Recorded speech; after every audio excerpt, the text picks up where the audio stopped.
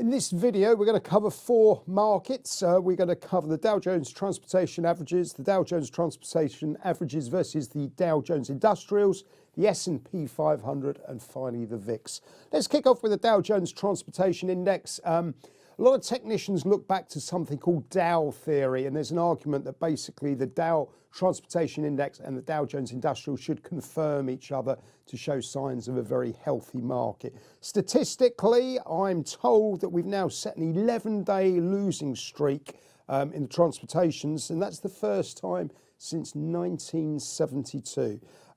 This has happened before. The Great Depression, I'm told, the Vietnam War happened 6 times, and obviously right now. So again, I don't like to see basically markets have anything between 8 and 10. The Japanese would say the stomach is full, and you'd look basically for some sort of counter trend. But nevertheless, we've basically failed at a moving average. You'll see on the chart.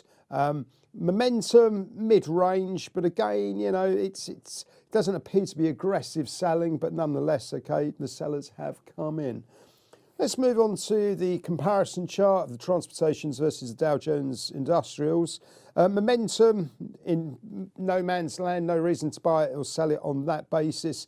Again, I don't think the actual industrials look as bad as the transportation. They haven't really turned over.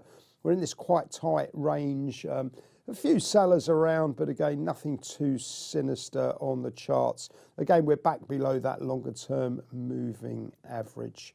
Let's move on to the S&P 500. We've covered this in recent sessions, a very narrow trading range, 2,700, 2,800. This 2,800 really a key for the bulls. We've tested this area back in November, back in December.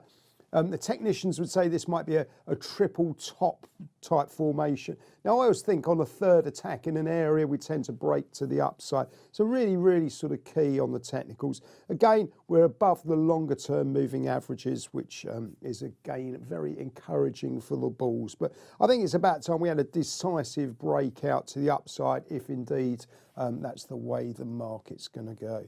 Let's wrap up with the VIX, quite possibly the most dullest looking chart I've seen for a while. It looks like we're trading back at the October lows, given that the geopolitical situation around the world, the political situation and the likes, it's extraordinary that we're trading down at 13. Now, as always, okay, at these sort of areas, I'm sure a few buyers will be coming in thinking it really can't be that quiet in the world. Again, back below the longer term moving averages, not really anything to add on that. Momentum's in its sort of low 40s, thereabouts. Really just a very quiet looking chart.